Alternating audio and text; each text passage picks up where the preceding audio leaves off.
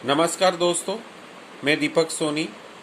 आज के मेरे 9th वीडियो में आज हम सीखेंगे चेस के टेक्निकल टर्म्स या वो महत्वपूर्ण शब्द जो गेम के दौरान रोजाना प्रयोग में आते हैं। तो सबसे पहला रहेगा पॉन चेन।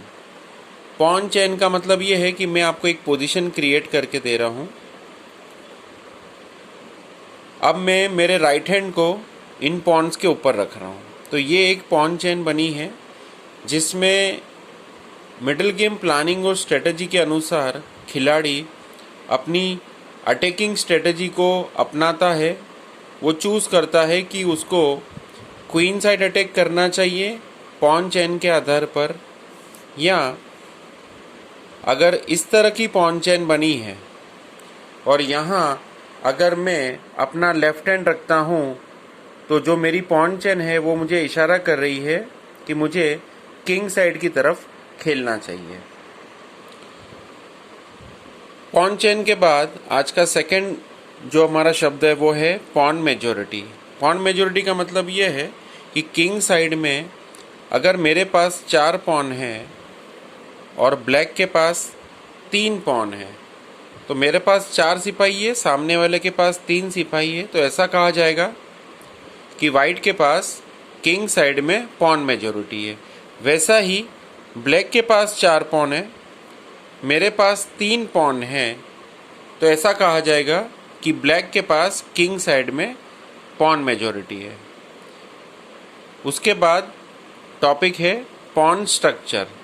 अब शतरंज में पॉन स्ट्रक्चर एक अति महत्वपूर्ण विषय है जिस पे हम बाद में विस्तार से चर्चा करेंगे। अभी पॉन स्ट्रक्चर हम 2 तरीके से लेते हैं। सबसे पहले किंग साइड में जनरली ऐसा होता है, अगर किंग साइड है तो ये नॉर्मल पॉन स्ट्रक्चर है। अब मैं क्या करता हूँ, रैंडमली एक पोजीशन क्रिएट करता हूँ जहाँ पे अगर इस टाइप की पोजीशन बोर्ड पर आती है तो जो ब्लैक से खेल रहा है वो ये कह सकता है कि वाइट का queen side pawn structure advance है। एडवांस यानी पॉन आगे बढ़ चुके हैं।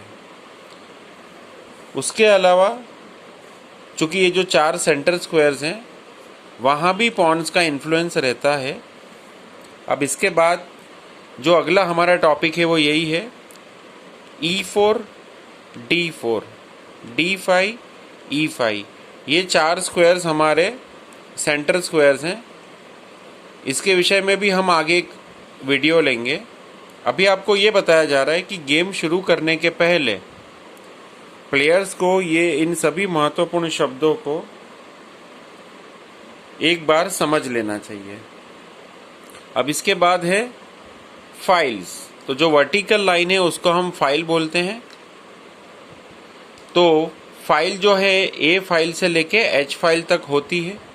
अब यहाँ एच फाइल पे मैं ऐसा कर रहा हूँ, सारे पीसेस हटाकर ये बताना चाह रहा हूँ कि जो एच फाइल है वो एक ओपन फाइल है।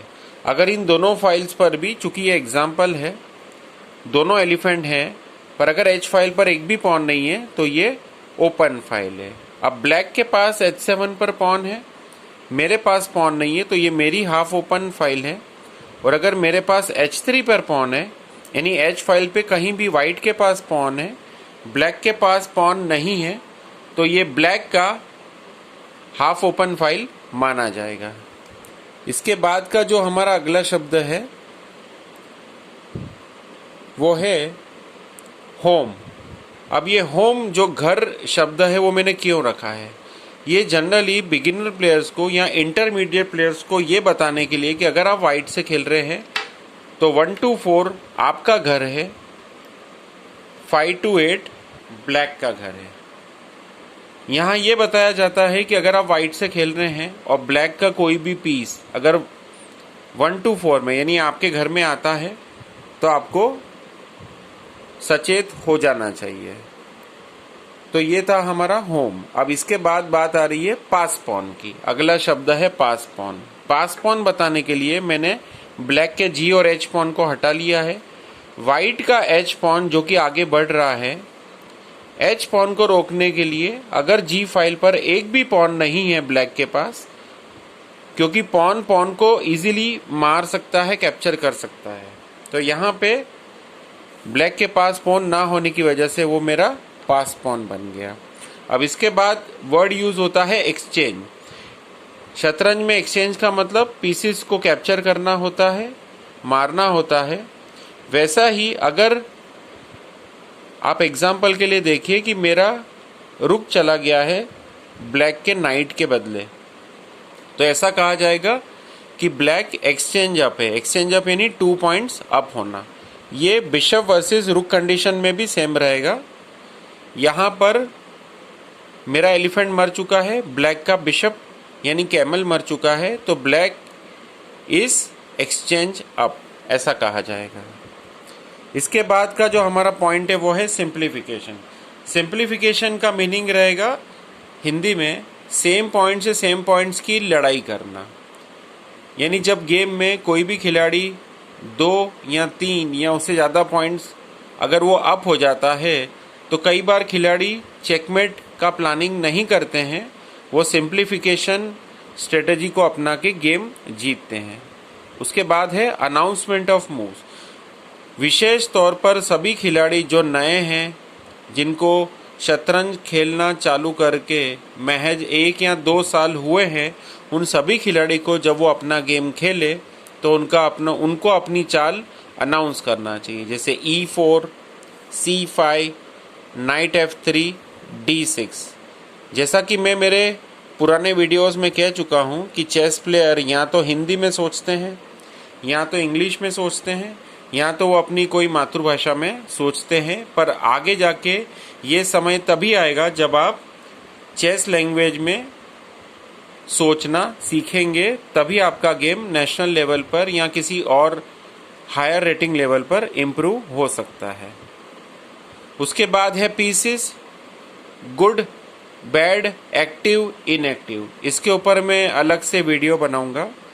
अब बात आती है ब्लंडर की। ब्लंडर का मतलब होता है फ्री में मोहरा पिटवाना या फ्री में पीस देना। वाइट ने खेला नाइट F3, ब्लैक ने खेला D6, मैंने खेला नाइट E5। बगैर सोचे समझे मैंने अपना घोड़ा, अपना नाइट गंवा दिया। इसके बाद का जो मेरा आज का आखिरी वर्ड है वो है डेवलपमेंट। इसके ऊपर भी मैं विस्तार से वीडियो बनाऊंगा। डेवलपमेंट का मतलब होता है शुरू की 10 से 15 चाल में अपने पीसेस को होम प्लेस पे से बाहर निकालना, उनको जगह देना ताकि वो अटैक कर सके। इसी के साथ आज का जो मेरा वीडियो है वो पूरा हुआ। धन्यवाद।